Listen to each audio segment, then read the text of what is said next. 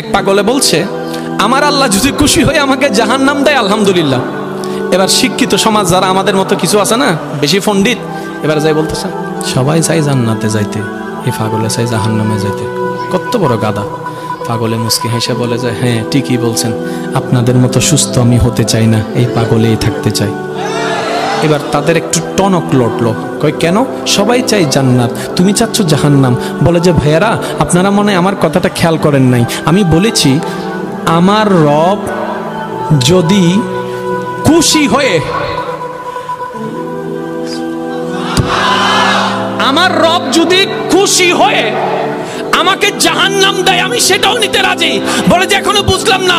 পাগল বলে জ্ঞান দিয়ে রবের বিষয় বোঝা যায় না, দিল দিয়ে বুঝতে হয়। আরে শুনো, রব যখন খুশি হয়ে যাবে জাহান্নামটা জান্নাত হয়ে যাবে, রব যখন নারাজ হয়ে যাবে জান্নাতটা জাহান্নাম হয়ে যাবে।